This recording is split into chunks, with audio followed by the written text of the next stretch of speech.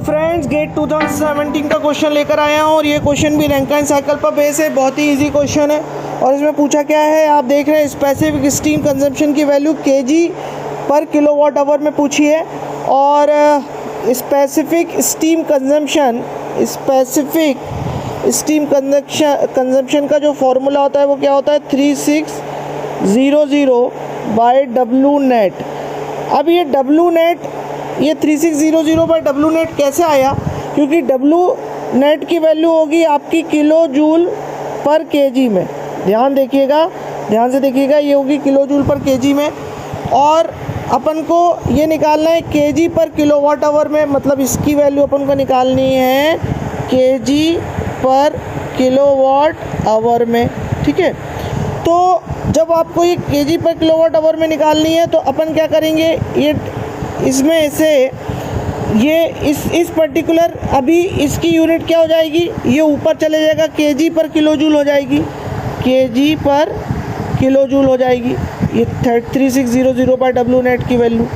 अब अपन को इसको जो है किलोवाट आवर में निकालना है तो इसको कन्वर्ट करना पड़ेगा, क्योंकि 1 आवर में 3600 सेकंड होते हैं, तो 3600 इंटू आवर, तो ये 3600 ऊपर आ जाएगा और किलो जूल पर सेकंड में आ जाएगा, तो ये आ जाएगी केजी पर, ये किलो जूल पर सेकंड में आ जाएगा, तो ये आ जाएगा केजी पर किलोवाट आवर। ये इसको कन्वर्ट हो जाएगा क्योंकि ये किलोवाट में हो जाएगा, क्योंकि watt equal to joule per second, तो ये किलो वाट में हो जाएगा।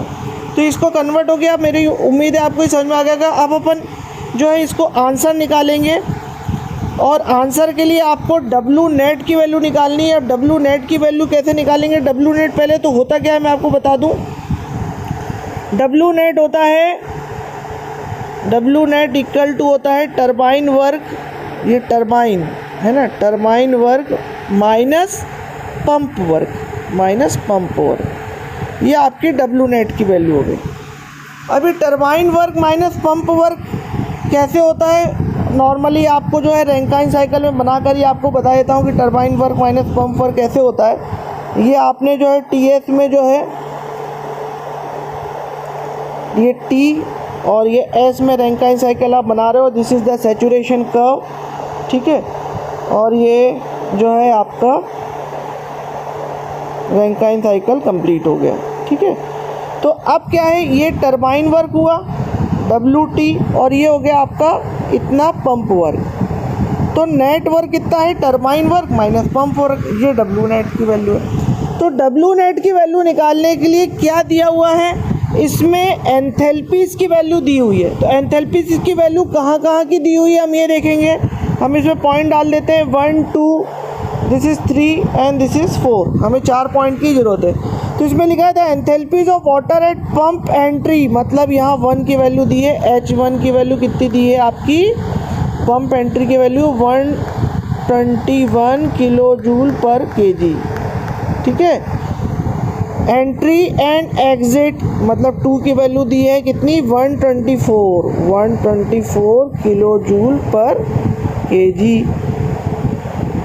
ठीक है, अब इसमें जो टरबाइन की एंट्री की एंथैल्पी कितनी दी है, यहाँ पर टरबाइन के पर स्टीम जो है एंटर कर रही है, तो यहाँ की एंथैल्पी कितनी दी है 2803 में यूनिट नहीं लिख रहा हूँ, और 4 पर कितनी दी है 1800, 4 पर कितनी दी है 1800।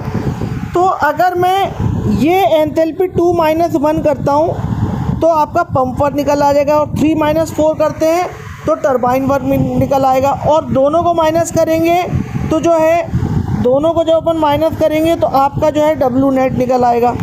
तो मैं इसको थोड़ा सा रफ कर देता हूँ, जगह की कमी पड़ रही है। तो अभी आपको सबसे पहले टरबाइन वर्क निकालना पड़ेगा। तो टरबाइन वर्क कितना होगा, ये हो जाएगा टरबाइन की एंट्री और टरबाइन की एग्ज़िट, तो ये हो जाएगा 2803 माइनस 1800। मैं बार बार यूनिट नहीं लिख रहा हूँ। तो ये आपका आ गया, इसको जब माइनस करेंगे तो 1003 किलो जूल पर kg। और पंप पर कितना हो जाएगा, पंप की एंट्री कितनी है 121 माइनस, और एग्ज़िट कितना है 124, तो एग्ज़िट में एंथैल्पी ज़्यादा होगी तो ये 124 माइनस 121 होगी। तो पंप पर कितना हो जाएगा W एग्ज़िट 124, क्योंकि मैंने ग्राफ में बताया था दिस इज़ 0.1 दिस इज़ 0.2, तो यहाँ की एंथैल्पी ज़्यादा होगी तो एग्ज़िट की एंथैल्पी ज़्यादा होगी, क्योंकि ये साइकिल ऐसे चलता है। तो this is 124 and this is 121, तो ये आपकी हो जाएगी 3 kilo joule per KG, 3 kilo joule per KG. अब इन दोनों को माइनस करना है, 1003 माइनस 3, तो ये हो जाएगी 1000 किलो जूल पर केजी। तो आपका जो डब्लू नेट निकल आएगा, W net equal to 1000 kilo joule per KG. अब आपको जो है स्पेसिफिक स्टीम कंजम्पशन निकालना है। Specific steam consumption equal to 3600 by W net आपका हो जाएगा 1000, तो ये आपका हो जाएगा 3.6 केजी पर किलोवाट आवर। देखिए 1 किलोवाट 1 घंटे में प्रोड्यूस करने के लिए 3.6 केजी आपकी स्टीम की ज़रूरत होती है। Thank you so much for watching this.